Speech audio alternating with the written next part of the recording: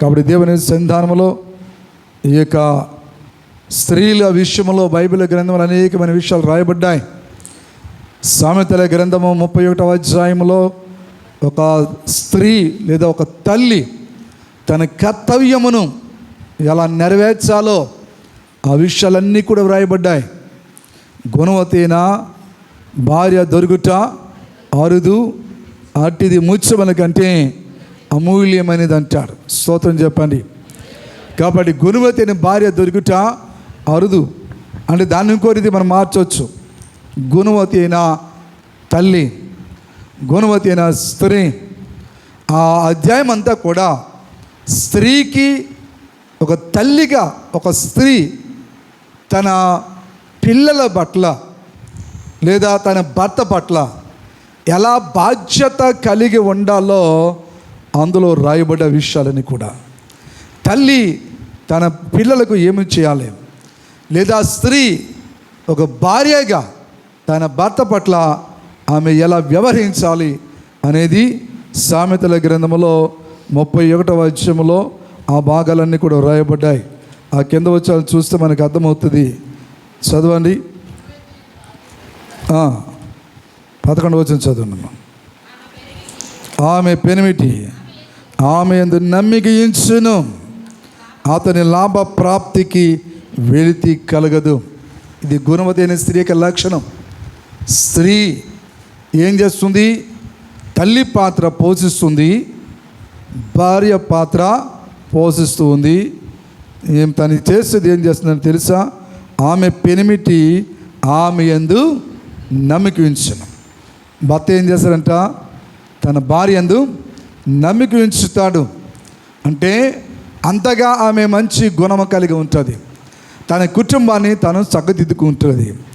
గుణవతి అయిన స్త్రీ తన కుటుంబాన్ని చక్కదిద్దుకుంటూ అదేం చేస్తుంది?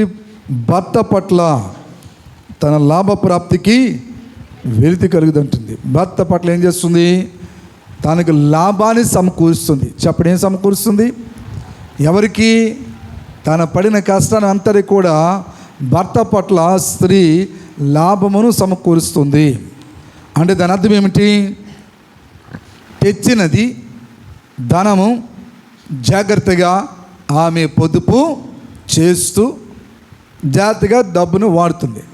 పొదుపు చేయడం అంటే తినడం మానేసి, వండడం మానేసి, పిల్లలకి పెట్టడం మానేసి, భర్తకు పెట్టడం మానేసి, ఏంటండి కనీసం అప్పుడప్పుడు చికెన్ కూర వండుకోకుండా, ఒక బిర్యానీ వండుకోకుండా, అప్పుడప్పుడు కనీసం మటన్ కూర వండుకోకుండా, అప్పుడప్పుడు ఒక చేపల కూర వండుకోకుండా, గెంజేసి తిని సరిపోతులే, ఈ రోజుకి గెంజేసి తినేయి, ఈ రోజుకి పచ్చడేసి తినేయి, సరిపెట్టుకో అని చెప్పేసి అని డబ్బులు ఉన్నా కూడా కనీసం సరిగ్గా వంట చేయకుండా, పిల్లల్ని భర్తని ఏంటండి సరిగ్గా తిండి పెట్టకుండా గడిపేటువంటి ఆడవాళ్ళు కూడా ఉన్నారు. ఇది సత్యమా అసత్యమా? మీరు మాట్లాడరు. ఇప్పుడు మీరు మాట్లాడరు. ఇది సత్యమా అసత్యమా? సత్యమే. సత్యము చెప్పినందుకు దేవుడు మిమ్మల్ని దీవించును గాక. స్తోత్రం చెప్పండి చేతుల పైకి. కాబట్టి నేను చెప్పేది ఏంటంటే, జ్ఞానురాలు తన ఇల్లు కట్టుకోరని వాక్యం సెలవిస్తుంది. అదేందా? 3 రాళ్ళు ఏం చేస్తుంది? తన చేతులతో తానే తన ఇల్లు ఓడబెరుక్కుంటూ ఉంటుంది. జ్ఞానురాలు తన చేతితో తన ఇల్లు కట్టుకొని కదని తను మాత్రమే ఏదో చేస్తానని అనుకొని, సంపాదిస్తానని అనుకొని, పొదుపు చేస్తానని అనుకొని, వండుకోకుండా, సరైన వంట చేయకుండా, సరైన తిండి పెట్టకుండా, సరిగా పిల్లలకు సరిగా పెట్టకుండా చేస్తే అది ప్రయోజనము లేదు. కాబట్టి జ్ఞానురాలు అంటే ఇటు పిల్లలను చూసుకోవాలి, అటు భర్తను చూసుకోవాలి, వారికి తగిన తిండి సదుపాయము ఏం చేయాలి? జరిగించాలి. అప్పుడు పిల్లలు ఆరోగ్యకరంగా ఉంటారు, భర్త ఆరోగ్యకరంగా ఉంటాడు. కొంతమంది ఏం చేస్తారంటే వాళ్ళు వండేస్తారు పాడేస్తారు. కొంతమంది వాళ్ళు తినరు, ఇంట్లో వాళ్ళకి పెట్టరు. ఇదేం చెప్పో నాకు తెలియదు. నేను తిన్నానండి, మళ్ళీ తిరిగి ప్రశ్న, నేను ఎవరు తినొద్దన్నాడు? నేను తిన్నానేంటి? నీకు పెట్టడానికి కానీ ప్రశ్న వేస్తాడు. నువ్వు తినకపోయినా నీకే నష్టం, నీ పిల్లలకు పెట్టకపోయినా నీకే నష్టం, నీ భర్తకు పెట్టకపోయినా నీకే నష్టం. అంటే ఒక జ్ఞానురాలిగా నీ కుటుంబాన్ని నీవే కట్టుకోవాలి, నీ కుటుంబాన్ని నీవే జాగ్రత్తగా పొదుపు చేసుకోవాలి. అంటే అక్కడ శారీరకంగా పిల్లలు ఆరోగ్యకరంగా ఉండాలి, నీవు ఆరోగ్యకరంగా ఉండాలి, నీ భర్త ఆరోగ్యకరంగా ఉండాలి. అప్పుడే అది నిజమైన ఆనంద జీవితం అంటారు. ఆనంద జీవితం అంటే ఏంటి? ఇది జరిగినప్పుడే కుటుంబంలో భర్తకు సౌకర్యం జరగాలి, పిల్లలకు సౌకర్యం జరగాలి, నీకు సౌకర్యం నువ్వు చేసుకోవాలి, నువ్వు తినాలి, నీ పిల్లలకి పెట్టాలి, నీ భర్తకు పెట్టాలి, ఆరోగ్యాన్ని కాపాడుకోవాలి, నీ ఆరోగ్యం నువ్వు కాపాడుకోవాలి, నీ పిల్లల ఆరోగ్యాన్ని నువ్వు కాపాడాలి, నీ భర్త ఆరోగ్యం నువ్వు కాపాడాలి. అప్పుడే నిజమైన గుణవతి అనే తల్లి. ఆ తల్లి ఉండుట వలన ఏం చేస్తుందంట? ఆమె చేస్తున్న లాభం కోసం చూస్తుంది, లాభం ప్రాప్తి కలుగజేస్తుంది. ఇంకా అంటాడు కనుక వాక్య భాగంలో, ఆమె తాను బ్రతికి దినములన్నీ అతనికి మేలు చేయని కానీ కీడేమీ చేయదు. స్తోత్రం చెప్పండి. ఎవరికి? భార్య బతికినంత కాలం బతికేం చేస్తుందట? మేలే చేస్తుంది కానీ కీడి చెయ్యదు. సత్యమా అసత్యమా? ఇప్పుడు మీరు చెప్పలేరు. ఎందుకు చెప్పలేరు? నేను చెప్తాను. ఎందుకంటే అందరూ అలా లేరు, అందరూ అలాగా లేరు. కొందరు మాత్రమే భర్తలను చూసుకునే వారు ఉన్నారు, కొందరు మాత్రమే పిల్లలు బాగా చూసుకునే వారు ఉన్నారు, కొందరు మాత్రమే భర్త సౌకర్యం చూసుకునే వారు ఉన్నారు, కొందరు మాత్రమే భర్త బాగా తిన్నాడా లేదా అని చూసుకుని ఉన్నారు, కొందరు మాత్రమే భర్త తాగుబోతోడైనా, తిండిపోతోడైనా, తిరిగిపోతోడైనా, ఎలాంటోడైనా సరే ఈ గుణవతి అయిన భార్య ఏం చేస్తుందంటే, సరే ఏదో మగోడు ఉన్నాడులే అని చెప్పి తాను ఏం చేస్తుందంటే మొత్తం మీద తన జీవితాన్ని కొనసాగిస్తుంది. నేను పెళ్ళి ప్రసంగాలు చేస్తున్నప్పుడు చెప్తూ ఉంటాను. ఎప్పుడైనా విన్నారా? కొంతమంది శరీర కోసం చెప్తున్నప్పుడు పద్మిని, చిత్రిని, శంఖిని, హస్తిని అనేటువంటి స్త్రీల గురించి చెప్తూ ఉంటాను పెళ్ళిళ్ళలో. ఇక్కడ చెప్పానా? మంచిది. వాళ్ళందరి గురించి నేను చెప్పాను. పద్మిని అనే మాట సెక్యులర్ పదం, అది ఇప్పుడు మన క్రిస్టియన్ పదములో, థియాలజికల్ పదములో గుణవతి అనే స్త్రీ అని అర్థం, అంతే, అంతకంటే తేడా కాదు. పద్మిని అంటే పతియే ప్రత్యక్ష దైవం అన్నట్టుగా తన భర్తే తనకి దేవుడు అన్నట్టుగా చూసుకుంటుంది పద్మిని. అంటే భర్త పెళ్ళైన తర్వాత భర్త తప్ప తనకి మరొక ప్రపంచము తెలియదు, భర్తే తన ప్రపంచం. స్తోత్రం చెప్పండి. పెళ్ళి ఒక ముందు నీవే నా ప్రపంచం అన్నదంటే ఆ యొక్క పెళ్లి కూతురు భర్తతోటి ఏమన్నా చెప్పండి, నీవే నా ప్రపంచం అన్నదట. పెళ్ళి అవ్వక ముందు ఫోన్లో మాట్లాడుతూ నీవే నా ప్రపంచం అని చెప్తే, పెళ్ళయిన తర్వాత 2 రోజులకే డిషు మొదలుపెట్టిందంట. మానవుడు అడిగాడట, ఏంటి పెళ్ళి అవ్వక ముందు నీవే నా ప్రపంచం అన్నావు, ప్రపంచాన్ని గెలుస్తానన్నావు అని అంటే, ఆ ప్రపంచం ఎవరు అనుకుంటున్నావు? నువ్వే నా ప్రపంచం అన్నదట. కాబట్టి నా యుద్ధం నీతోటే, నా పోరాటం నీతోటే, అర్థమైందా? నీవే నా ప్రపంచం అని చెప్పిందట. అలాగే కొంతమంది ఆ టైప్ ఆఫ్ స్త్రీలు ఉన్నారు. కొంతమంది ఎలాంటి వాళ్ళు ఉన్నారంటే, ఆ భర్త సరిగా చూడకపోతే వాడిని ఎప్పుడు పీకనొక్కు చంపేద్దామని చూసిన వాళ్ళు ఉన్నారు, అలా చంపేసిన వాళ్ళు కూడా ఉన్నారు. ఎన్నో పేపర్లు చూస్తావు, చదువుతూ ఉంటాను నేను. అర్థమైందా? మగోళ్ళు మాత్రమే కదా భార్యలు చంపేయడం, భార్యలు కూడా మగోళ్ళని భర్తలు చంపేస్తూ ఉన్నారు.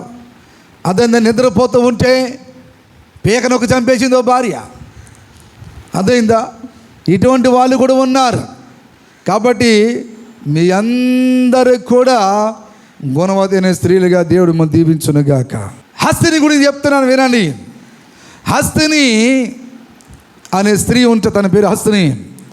ఆమెలో ఉన్న గుణలక్షణం ఏంటంటే, భర్త గుడ్డివాడైనా, కుంటివాడైనా, అవిటివాడైనా, చెవిటివాడైనా, తన భర్త నాకంటూ ఒక మగవాడు ఉన్నాడు, నాకంటూ ఒక దిక్కు ఉన్నది, నాకంటూ ఒక కిరీటం ఉన్నది, నాకంటే ఒక శిరస్సు ఉన్నది అని చెప్పి ఈ హస్తిని ఏమి చేస్తుందంటే, ఆ భర్త కుంటివాడైనా, గుడ్డివాడైనా, ఆ చెవిటివాడైనా, మగవాడైనా ఆ భర్తను బట్టలుగా చూస్తుంది. కార్యక్రమాలు పెత్తనం పనులు అన్నీ చేస్తున్నా కానీ తన భర్తను బట్టి ఆమె గౌరవిస్తూ ప్రేమిస్తూ తన భర్తను చాలా జాగ్రత్తగా కాపాడుకుంటుంది. ప్రజల మధ్య, వీధుల మధ్య, కుటుంబస్తుల మధ్య, వీధిలో కావచ్చు, కుటుంబంలో కావచ్చు, సంఘంలో కావచ్చు, తన భర్త పట్ల చాలా గౌరవముగా ఇతరులకు చెప్పుకుని ఉంటుంది. ఎందుకంటే నాకు ఒక యజమానుడు అని వాడు ఉన్నాడు.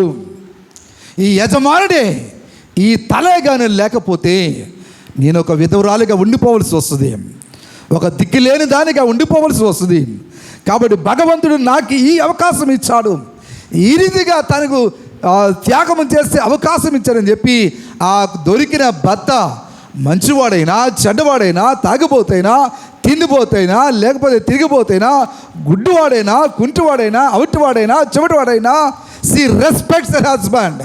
తన భర్తను ఆమె గౌరవిస్తూ ఉంటుంది. అది హస్తిని యొక్క గుణం. ఎందుకంటే తన బాధ్యత తనంతా మోయొచ్చు. మేబీ భర్త అవుట్వాడు కావచ్చు, మేబీ మార్కెట్కి వెళ్ళని తేవచ్చు, నో ప్రాబ్లం. సంపాదనంతా తను చేతికి ఖర్చు పెడుతుంది.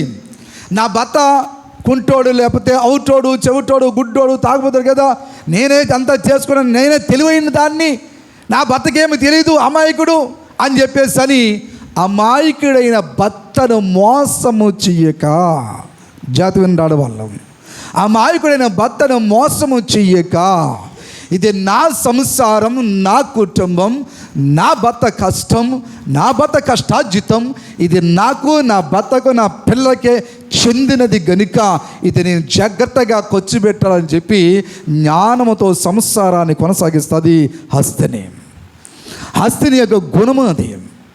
కాబట్టి దేవుని సంతానములో మీ భర్తలు ఎటువంటి వారైనా ఉన్నప్పటికీ కూడా హస్తిని వలె మీరు మీ భర్తలను చూసుకోవచ్చిన బాధ్యత మీకుంది.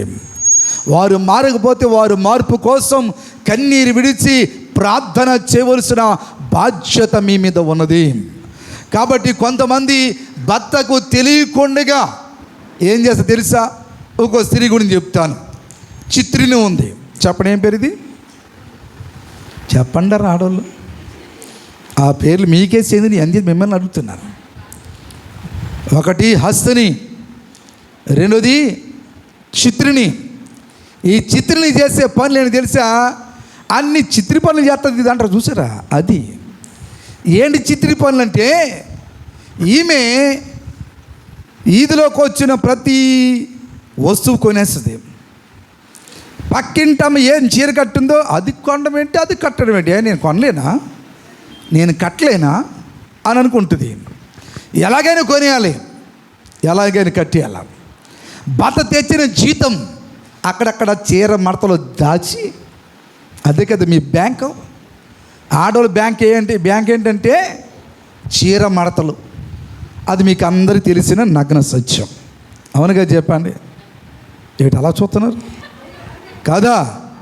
అవును, దేవుడు మిమ్మల్ని దీవించును గాక, స్తోత్రం చెప్పండి. అది సత్యం. భర్తకు తెలియకుండా ఎక్కడెక్కడో తీస్తారు. ఇదేమి వాళ్ళకి ఇది ఇచ్చాను, వీళ్ళకి ఇది ఇచ్చాను, నేనేం చేసుకుని ఇంకెక్కడ ఉన్నాయి, దీనికి ఎంత దానికి అంత అయింది, నేను కానీ తింటున్నానా, నేనేదో తిన్నాను, నన్ను అడుగుతున్నావు అని చెప్పి మళ్ళీ దబాయింపు సెక్షన్ ఒకటి.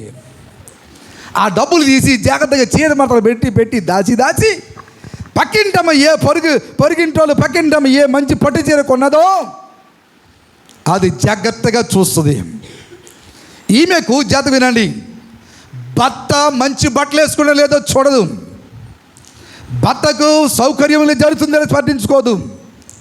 ఈమంతా కూడా పక్కింటి వారు ఎదుటింటి వారుతో కంపేర్ చేసుకుని ఏది చీప్గా వస్తుంటే ఆయన్ని కొనేయడం, లేదా అప్పు చేసైనా కొనేయడం, లేదా చీర బ్యాంకులో దాచిన డబ్బు తీసైనా కొనేయడం, ఈజీగా చేసి తన సోకు మాత్రమే తన చేసుకుంటుంది. ఈమె మాత్రం అందంగా తయారవుతుంది, భర్త ఏమో పైకి రోళ్ళే తయారవుతాడు. ఈమెమో టిప్ టాప్గా తయారవుతుంది, ఆయనేమో పిచ్చోలేక గడ్డాలు పెంచుకొని స్నానం లేకుండా మాసిపోయిన బట్టలతో ఏదో పాకి ఓడి వచ్చినట్టుగా వస్తాడు తెచ్చుకొచ్చినప్పుడు. బయటనంతే కొంతమంది అది చేసే పనులు. ఆ బట్ట సోకు, ఇదిగో ఈ చట్ట మాసిపోయింది కదా, ఈ చట్ట వేసుకోవచ్చు కదా నువ్వు అని కొత్త చట్ట కూడా తీసేవారు, మంచి చట్ట తీసేవారు. ఆ చిరిగిపోయి ఉన్నా, మాసిపోయి ఉన్నా, డాగుతో ఉన్నా, ఎలాగొన్నా సరే బాగుంది పద, నేను చాలే, నీ పొత్తుగా చాలే, నీ మొక్కగా చాలే అంటూ ఉంటారు. గమనించండి, నీ బట్ట ఎంత అందంగా ఉంటే నీకంత మేలు. నీ భర్త అందంగా ఎంత శుభ్రతగా తయారు చేసుకుంటావో అది నీకంత మెరుగు, అది నీకంత ఆశీర్వాదం. కానీ కొంతమంది ఈ చిత్రని చేసే పనులు ఏంటంటే, ఈమె ఊరి మీద ఏది జీపు వస్తుందో, ఏ షాపింగ్ మాల్ వచ్చిందో, ఏది అడ్వర్టైజ్ వచ్చిందో, టీవీలో చూసిన అన్ని అడ్వర్టైజ్మెంట్ చూసి మార్కెట్కి వెళ్ళిపోయి అన్నీ కొనేసి అన్నీ తెచ్చుకొని టిప్ టాప్ టింగ్ టింగ్ లేని ధైర్యించుకొని నన్ను చూడు, నా సోకు చూడని ఇదిలాంటి తిరుగుతూ ఉంటుంది. ఈమె చిత్రిని చేసే పనులు. ఇంట్లో అప్పైపోతున్నాం ఏమో, ఇంట్లో ఇబ్బంది ఉందే, నా సోకు చూసుకోవడం కాదు, నా చీరలు చూసుకోవడం కాదు, నా బట్టల కోసం కాదు, ఇంట్లో పిల్లల ఫీజు కట్టాలి, స్కూల్ ఫీజు, ఇంట్లో కిరాణా అవసరం, లేదా భర్తకి ఈ అవసరం, లేదా ఈ ఫీజు పన్ను కట్టాలి, లేదా ఇది ఫీజు కట్టాలని ఆలోచన లేకుండా పక్క వాళ్ళతో పోల్చుకుంటూ వెళ్ళిపోతూ ఉంటుంది. ఇది చిత్రిని చేసే పనిలో. ఇది అవునా కాదా? ఈదులోకి వచ్చిన చీపుకున్న వస్తువులన్నీ కొనే జాతి ఎవరిదండి? మగ జాత, ఆడజాత? సత్యము చెప్పితే దేవుడు మిమ్మల్ని దీవించును గాక. స్తోత్రం చెప్పండి. ఇది చిత్రం చేసే పని. కాబట్టి మీలో ఉన్నవారు ఎవరు కూడా అలాగ ఉండకూడదని నా ప్రార్థన. లేరు, దేవుడు మిమ్మల్ని దీవించును గాక. లేరు కాబట్టి నేను ధైర్యంగా చెప్తున్నాను. అక్కడక్కడ ఉన్నవాళ్ళు ఉన్నారు, వాళ్ళు ఉతకబడ్డారు, వాక్యము చేత ఉతకబట్టి సరిచేయబడ్డారు, ఉతకబెట్టబడి. అందుచేత దేవుని కృపను బట్టి మన చర్చలు అటువంటి వాళ్ళు ఎవరు లేరు. స్తోత్రం చెప్పండి. ఒకవేళ ఉన్నట్లయితే అటువంటి వారు మారు మనసు పొందాలి. ఈ మదర్స్ డే సందర్భంగా చూసారా ఎంత గడి చెప్పారు ఆమెనని. అంటే ఎక్కడో ఉన్నారని అర్థం. ఆడవాళ్ళ గురించి చెప్తున్నాడు, మగవాళ్ళు ఆమె గడి చెప్తున్నారు. అంటే ఎక్కడో ఉన్నారు అని అర్థం. అర్థమైందా? మరొక స్త్రీ ఉంది, శంఖని. ఏం పేరు చెప్పండి? ఇది చెప్పండి గట్టిగా. ఈ పేర్లన్నీ ఆడవాళ్ళియా మగోళ్ళియా? ఆడవాళ్ళే. శంఖని. ఈ శంఖని చేసే పని ఏంటంటే పాకేశ్వాసతో గొడవ, ఎదిరింటోడితో గొడవ, పక్కింటోడితో గొడవ. దేన్ని బతకనిది ఊరి మీద. ఈవిడ మాత్రమే బతికేద్ది 100 సంవత్సరాలు. ఎవరిని కూడా బతికి ప్రతి ఒక్కతో గొడవ. ఇంట్లో భర్తతో గొడవ, తండ్రితో గొడవ, ఆడబడుచుతో గొడవ, ఏంటండి అత్తతో గొడవ, మాంగారితో గొడవ, బావగారితో గొడవ, ఏంటండి పక్కవారితో గొడవ, ఇరుగు పొరుగుతో గొడవ. నోరిప్పిందో కొంప అంటే తెలుసు మీకు. అమ్మో దాని నోరులో నోరు పెట్టమ్మో పెద్ద కొంపమ్మ దాని నోరు అంటారు. దాని నోట్లో మన నోరు పెట్టలేమంటారంటే నోరు ఇప్పిందో మొత్తం ఊరంతా దద్దరిల్లిపోద్ది. అంటే పిల్లలు గమనించండి, ఇది సంకిని గుణం. దాని బైబిల్ ఏం చెప్తుందంటే గయ్యాలి అని చెప్తుంది. ఏం చెప్తుంది? గయ్యాలి అని చెప్తుంది. గయ్యాలితో కాపురము చేసుడు కంటే మిద్దె మీద కూర్చునిట మంచిది. మీకు వాక్యం బాగా తెలిసారా? దేవుడు మిమ్మల్ని బాగా దీవించుడు గాక. హల్లెలూయా. కాబట్టి మీరందరూ కూడా గయ్యాలిలాగా కాకుండా గుణవతిగా ఉందురుగాక. ఏ గయ్యాలి కూడా మన చర్చలు ఎవ్వరు కూడా గయ్యాలిలాగా తయారవ్వకూడదు. హల్లెలూయా. దేవుని సంధానంలో గుణవతి అయిన స్త్రీగానే ఉండాలి. ఎంతమంది కోసం చెప్పాను? ఇప్పుడు 3 కోసం చెప్పాను. 4 పద్మిని గురించి చెప్పేసానా? పద్మిని గుణం ఏంటి తెలుసా? ఆమె కింద చెప్పాను కదా, భర్తే ప్రపంచం. కానీ ఇంకో ప్రపంచం కాదు, సుమ్మా భర్తతో ఫైటింగ్ చేసే ప్రపంచం కాదు.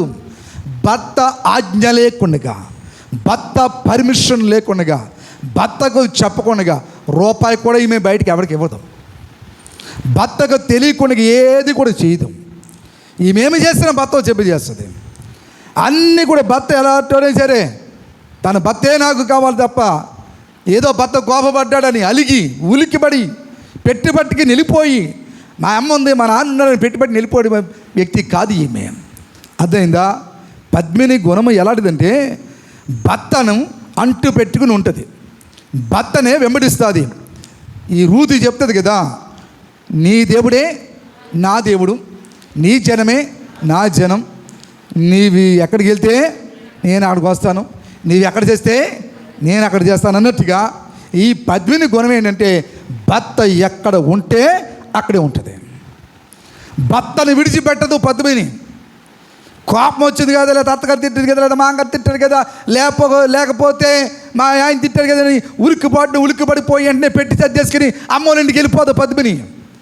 ఈ పద్మిని ఎలా ఉంటుందంటే కష్టమైనా, బాధ అయినా, ఆకలైనా, దప్పికైనా, అత్తగారు ఏమన్నా మాంగారు ఏమన్నా పొరపాటున భర్త తిట్టినా కూడా అక్కడే పడి ఉంటుంది. నేను కట్టుకున్న భర్తతో ఉండాలి తప్ప నేను గడిగడికి మా అమ్మ మెట్లు ఎక్కితే నాకు విలువ ఉండదని గుర్తెరిగిన స్త్రీ పద్మిని. అదే గుణవతైన స్త్రీ యొక్క లక్షణం. ఎంతమందికి అర్థమని? కాబట్టి ఈ నలుగురి స్త్రీల కోసం చెప్పాను. ఈ నలుగురి స్త్రీలలో ఏ స్త్రీలుగా మీరు ఉండాలనుకుంటున్నారు? పద్మిని. ఇంకోటి ఉంది, అస్థిని. అస్థిని అంటే భార్య పెత్తనం చేస్తుంది, అంటే సంసారాన్ని చక్కదిద్దు. పెత్తనం అంటే భార్య సంసారాన్ని అంతా చక్కదిద్దుకుంటుంది. ఎందుకంటే తన భర్త పరిస్థితిని బట్టి, అవిటితనం బట్టి, అంగవైకల్యం బట్టి, చెవిటితనం బట్టి, మోగుతనం బట్టి, బలహీనతనం బట్టి, అజ్ఞానం, అమాయకత్వం ఉన్న భర్తలు ఉంటారు. కొంతమంది భర్తలేమో అమాయకులుగా ఉంటారు, భార్యలు ముదురులు దొరుకుతారు. వాళ్ళకి దేవుడు ఏంటి ఎలా పెడతారు తెలియదు. స్తోత్రం చెప్పండి.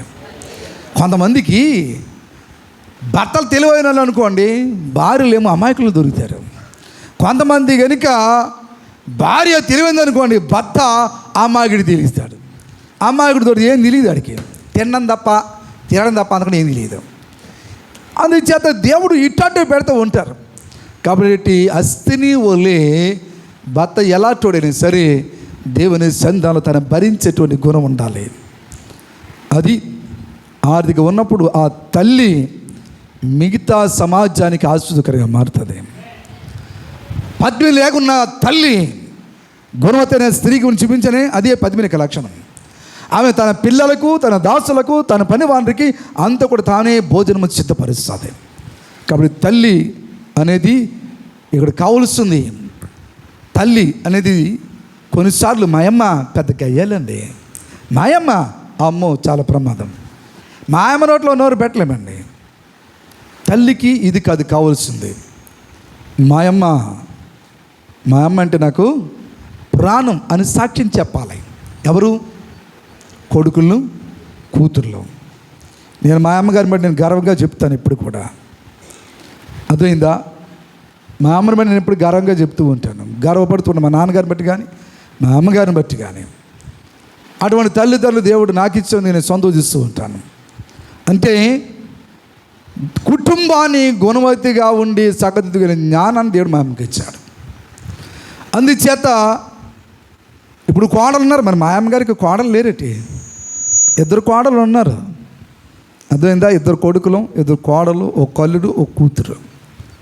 మరి అందరినీ బాగానే చూసుకుంటుంది. అందుచేతనే మేమందరం అలాగా ఉండగలుగుతున్నాం. అంటే తల్లి తండ్రి అనే పిల్లల గురించి ఆలోచించేవారుగా ఉండాలి. తల్లిదండ్రులు ఎప్పుడు కూడా పిల్లల క్షేమం కోసం చూడాలి, పిల్లల భవిష్యత్తు కోసం ఆలోచించాలి. కొంతమంది అప్పుడప్పుడు చూస్తూ ఉంటాను తల్లులు.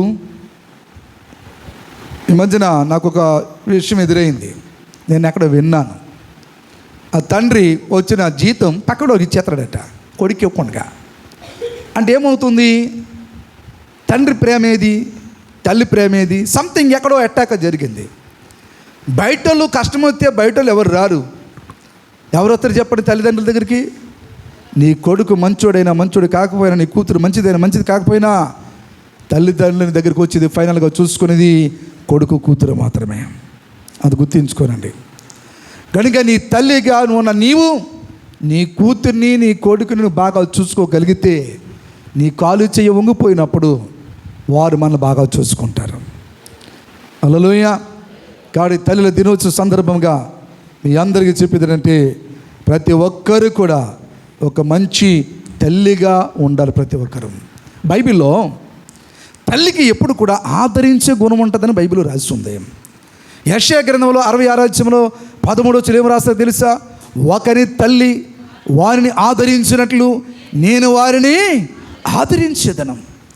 తల్లి ఏం చేస్తుందో తెలుసా? బిడ్డలకు ఆదరణ కలిగజేస్తుంది. అర్థమైందా? తండ్రి ఒకవేళ కోపపడి చేసిన వెంటనే వచ్చి పిల్లలు ఎవరితో చెప్పుకుంటారు? తల్లితో చెప్పుకుంటారు. ఆ తల్లి పక్కన కూర్చోగానే వారికి ఎంతో ఆనందం, ధైర్యం. కొంతమంది పిల్లలు తండ్రితో చెప్పుకోలేరు, భయం. తండ్రులంటే భయం. మేబీ కొంతమంది తండ్రులు హీరోగా ఉండాలనుకుంటారేమో, నాకు తెలియదు. కొంతమంది తండ్రులు హీరోగా ఉండాలనుకుంటారేమో కుటుంబంలో, తెలియదు. కానీ అలాంటి భయపడతారు కొడుకులు అయినా కూతుళ్ళు అయినా, ఎందుకో తెలియదు. తండ్రులు పిల్లల్ని కొల్లారి చేసి చూసడం భయంకరంగా, లేదా చితకబాదడం, లేదా ఎప్పుడు వాళ్ళతో మాట్లాడలేకపోవడం, వారికి దూరంగా ఉండడం, ఇంట్లో ఉన్న పిల్లల దగ్గర కూర్చోబెట్టి కనీసం ప్రేమతో ఆప్యాయతతో మాట్లాడేటువంటి గుణం లేకపోవడం. కొంతమంది తండ్రులకి ఇది ఒక పిచ్చి. ఈ మధ్య నేను కొన్ని ఫ్యామిలీ చూశాను. వారు ఏమంటారు తెలుసా? మా నాన్న కనీసం ఎప్పుడు మాతో మాట్లాడిన సందర్భం లేదండి. మా నాన్న కనీసం మమ్మల్ని దగ్గర కూర్చోబెట్టుకుని ప్రేమతో పలకరింపు మాకు లేదండి అని చెప్పేటువంటి విషయాలు నేను విన్నాను. పిల్లలు కొంతమంది తండ్రులకి అంటే నేనేదో ఉద్ధరించేస్తున్నాను, నేనే కుటుంబాన్ని పోషించేస్తున్నాను, నేనేదో సంసారం ఈడ్చేస్తాను అనుకుంటారేమో తెలీదు కొంతమంది తండ్రులు. మనమే కాదు, ప్రపంచమంతా పోషిస్తున్న ప్రపంచమంతా తండ్రులు ఉన్నారు. కానీ తల్లిగా తండ్రిగా పిల్లలకి ఇవ్వవలసిన ఆదరణ, ఆ వెచ్చదనాన్ని పిల్లలకి ఇవ్వాలి. ఒక తండ్రిగా నువ్వు పిల్లల్ని దగ్గర చేర్చుకోవాలి, దగ్గర కూర్చోబెట్టుకోవాలి, మాట్లాడుకోవాలి. మళ్ళా ఆ అవకాశం రాదు జన్మలోకి, మరలా జన్మలో నీకు రాదు. అదొక అవకాశం దేవుడిచ్చాడు. నీ కొడుకుని దగ్గర కూర్చోబెట్టుకొని, నీ కూతుని దగ్గర కూర్చోబెట్టుకొని వారితో ముచ్చటించే అవకాశం, వారితో మాట్లాడే అవకాశం దేవుడిచ్చాడు నీకు. మళ్ళీ అది నీకు రాదు జన్మలో. ఆ టైం దాటిపోతే పెళ్ళి అయిపోయిన తర్వాత ఆ లావుడితోనే ముచ్చటిస్తుంటాడు. తర్వాత నువ్వు ముచ్చటించి మాట్లాడదామన్నా నీ కూతురు నీతో మాట్లాడదు, నీ కొడుకు నీతో మాట్లాడటం. పెళ్ళి అవ్వకముందే నీ కొడుకుతో నీ కూతురుతో నువ్వు ముచ్చటించాలి, వారిని హత్తుకోవాలి, ప్రేమించాలి. నేను అదే చేస్తా. నేను ఈ వాక్యం చెప్పడానికి, ఈ మాటలు చెప్పడం నేను అర్హుడని చెప్తాను. లాడిని కానీ డాడిని కానీ నా ఇద్దరు కొడుకులను కూడా నేను అలాగే ప్రేమించాను. ఇప్పటికీ అలాగే చూస్తాను. ఇప్పుడు వాళ్ళ పొరపాటున ఒక గంట బయటికి వెళ్ళి లేటుకి రాకపోతే కానీ ఇమీడియట్ అన్ని ఫోన్ కొడతాను, ఏమైపోయారు పిల్లలని. అరే పిల్లలంటే ప్రేమ లేకపోతే అటువంటి తండ్రి వాట్ ఈస్ ద యూస్? అటువంటి తండ్రిని బైబిల్ ఏం చెప్తుందో తెలుసా? సామెతల గ్రంథంలో నిప్పుకోడితో పోల్చింది. ఏ కోడి? నిప్పుకోడితో పోల్చింది. నిప్పుకోడి అట్ట ఎక్కడ పెడితే గుడ్లు పెట్టేస్తుంది అది. ఆ గుడ్లు ఏ అడవి పక్షి కానీ లేదా ఈ జంతువు వచ్చి తొక్కేస్తుంది ఏమోనో భయము కూడా లేకుండా వాటిని అలాగే విడిచిపెట్టి తన తిండి కోసం ఊరి మీద అలా తిరుగుతూ ఉంటుందట. అంటే దీనికి దేని మీద ప్రేమ లేదు, ఆ పెట్టిన గుడ్ల మీద ప్రేమ లేదు. కాబట్టి అటువంటి పరిస్థితి అనేది పిల్లలకు రాకూడదు. నిప్పుకోడి జీవితం తండ్రులకు ఉండడానికి వీలు లేదు. ఈరోజు చాలామంది తండ్రులు మిస్ అయ్యారు. ఈ తల్లి దినోత్సవం కానీ కొన్ని సందర్భాల్లో చెప్పకుండా ఉండలేం. హల్లెలూయా. కాబట్టి దేవుని సంధానంలో ఇది చాలా ప్రాముఖ్యమైనటువంటి మాట. అందుచేత తండ్రులైనా తల్లులైనా వాక్యంలో చెబుతూ ఉన్నప్పుడు దాని ప్రకారంగా మనం ఎప్పుడైతే నడుచుకుంటామో అప్పుడే నిజమైన తల్లిగా తండ్రిగా మనం ఉండగలుగుతాం. కాబట్టి నిప్పుకోడి స్వభావం వేరు, నిప్పుకోడి జీవితమే వేరు. నిప్పుకోడిలాగా బతికితే ఆ బతుకు వ్యర్థమైన బతుకు. కాబట్టి దేవుని సందులో మనకిచ్చినటువంటి బిడ్డలు వారును చక్కగా ప్రేమించే గుణం కలిగి ఉండాలి. ఒకని తల్లి వారిని ఆదరించిన నేను వారిని ఆదరిస్తాను. తన కుమారి ఎడల తండ్రి జాలి పడినట్లుగా నేను వారి పట్ల జాలి పడతానంటున్నాడు. తండ్రికి ఏమి ఉండాలో తెలుసా? తన పిల్లల పట్ల, కుమారుల పట్ల ప్రేమ ఉండాలి. ప్రేమ ఉండాలి. హత్తుకునే మనస్సు, ప్రేమించే మనస్సు. ఆ స్టేజ్ దాటిపోయిందో నీ కొడుకుతో కూర్చుకునే అవకాశం ఉన్న ఎక్కువ ఉండదు. ఇక అదేందా ఇంకెవరితో కూర్చుంటారు? ఎవరితో కూర్చుంటారు? అలా ఆవిడతో కూర్చుంటారు, బాధ కూర్చుంటారు. ఇంక మాట్లాడదాం అవుతుంది. ఫోన్లోనే అమ్మ బాగున్నావా? నేనేదే అది చేస్తాను. ఇప్పుడు టైం దాటిపోయింది. ఎవరైనా చేసే పని అదే. కాబట్టి పిల్లలకు పిల్ల అవ్వకముందే పిల్లల్ని దగ్గర చేర్చుకోవాలి. తల్లి అయినా తండ్రి అయినా వారితో కూర్చోవాలి. వారి మీద గడిగడికి విపరీతంగా కోపపడి ద్వేషించకుండా, తిట్టుకుంటుగా వారిని క్షమిస్తూ, ప్రేమిస్తూ, హత్తుని హత్తుకుంటే వారిని నిజమైన ప్రేమ వారు పొందుకుంటారు. తల్లిదండ్రుల దగ్గర ప్రేమ పొందుకునే పిల్లలు ఊరు బయట తిరగరు, ఊరి మీద తిరగరు. ఊరి మీద తిరిగే వాళ్ళు ఎవరో తెలుసా? తల్లి ప్రేమ పొందలేని వాళ్ళు, తండ్రి ప్రేమను పొందలేని వాళ్ళు ఊరి మీద తిరుగుతారు. ఆ పరిస్థితి రాకుండా ఉండాలంటే ముందుగానే మనం ప్రేమించే వారిగా ఉండాలి. దేవునికి మహిమ కలుగును గాక. హల్లెలూయా. కాబట్టి తల్లిల దినోత్సవ సందర్భముగా మీకు జ్ఞాపం చేస్తున్నాను. తన తల్లిని దూషించి తన తండ్రిని దేశించిన వాని దీపము కారు చీకటిలో ఆరిపోవనన్నాడు. యవనస్తులకు వినండి, తల్లిదండ్రులుగా మీ వృద్ధాప్యంలో మీ తల్లి అయినా తండ్రిని సరే వారు మీరు ప్రేమించాలి. వారు మంచోరా చెడ్డోళ్ళ కొంతమందికి కంప్లైంట్లు వస్తూ ఉంటాయి. మీకు తెలియదండి, మా అమ్మ మంచిది కాదు, ఎక్స్క్యూజ్ మీ, మా నాన్న మంచోడు కాదు, పెద్ద కొడుకు అంటే ప్రేమ, చిన్న కూతురు అంటే ప్రేమ, పెద్ద కూతురు అంటే ప్రేమ, వాళ్ళు బాగా చూస్తారు కానీ మమ్మల్ని మాత్రం బాగా చూడరు అని కొంతమంది అంటారు. నేనేమంటానంటే, నేను బాగా చూసినా చూడకపోయినా ఒక కూతురిగా ఒక కొడుకుగా నీకు జన్మనిచ్చారు కాబట్టి నీ తల్లిదండ్రులు నీవు వారిని కడ వరకు ప్రేమించవలసిన బాధ్యత, చూసుకోవలసిన బాధ్యత నీకుంది. వారు నీకు పెట్టినా పెట్టకపోయినా, ఆస్తి ఇచ్చినా ఇవ్వకపోయినా, నాకు అంటూ ఒక తల్లి ఉన్నది, తండ్రి ఉన్నాడు అని చెప్పుకునే భాగ్యము నీకు ఉంది కనుక వారు ఉంటుని. కానీ తల్లి గయ్యాలి కావచ్చు, మేబీ నేనేమి అందరూ పెరబడని చెప్పట్లా, తండ్రి లేకపోతే కోపిష్ఠుడు కావచ్చు, ఎలాంటివైనా సరే you need to love him, you need to respect him. తాగబోతే కావచ్చు నీ తండ్రి, లేదా నీ తల్లి తిట్టిపోతే కావచ్చు, no problem, still you have to love your parents. ఇంకను నీ తల్లిని, నీ తండ్రిని నువ్వు సన్మానించాలి, నువ్వు ప్రేమించాలి. నీవు నీ దేశంలో దీర్ఘాశ్రమంతుడు వగినట్లు నీ తల్లిని, నీ తండ్రిని సన్మానించమని వాక్యం చెప్తుంది. యేసు ప్రభువు వారు కూడా భూలోకం మీద ఉన్నప్పుడు తను ఏం చేశారట? వాక్యం చాలా స్పష్టంగా రాయబడింది. యేసు ప్రభువు వారు తన తల్లికి తన తండ్రికి లోబడుచు వచ్చాడటైనా. యేసు ప్రభువే మనకి మంచి మాదిరి.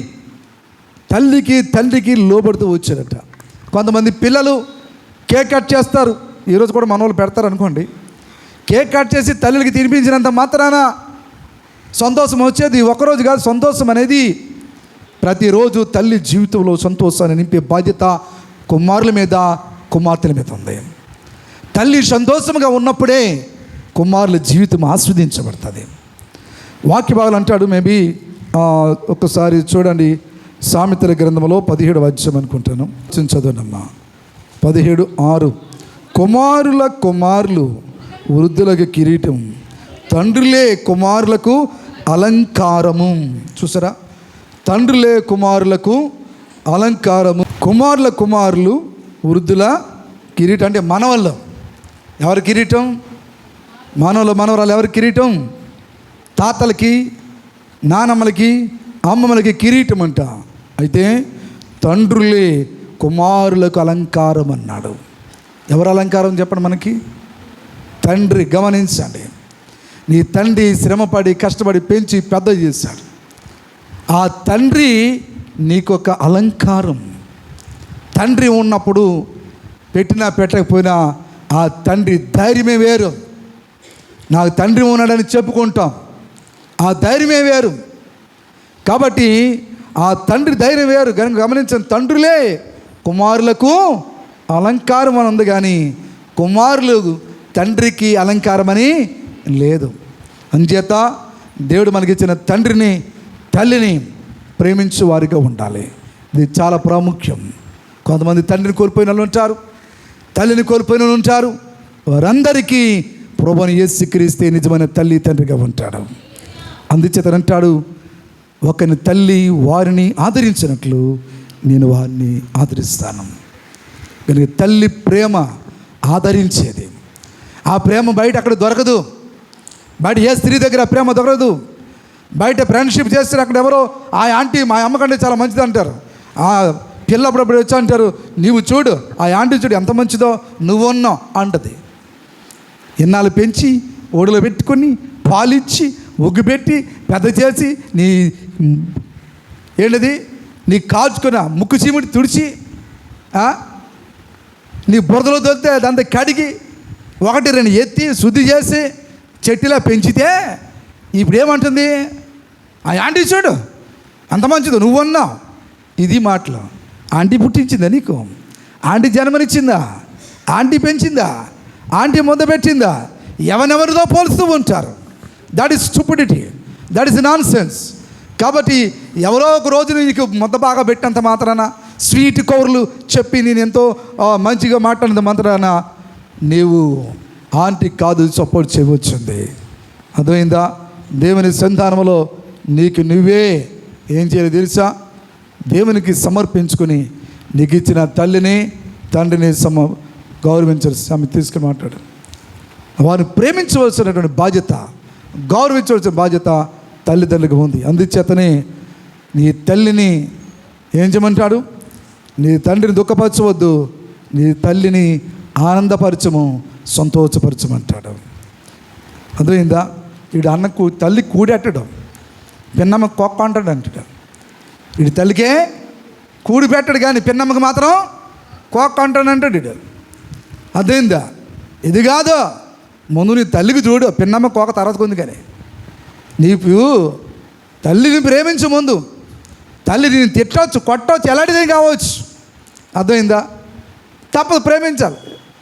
తల్లి తండ్రిని దూషించిన అది మంచి పని కాదు. వాళ్ళు ఆశీర్వాదాలు ఉండాలి, తల్లిదండ్రుల ఆశీర్వాదాలు ఉండాలి.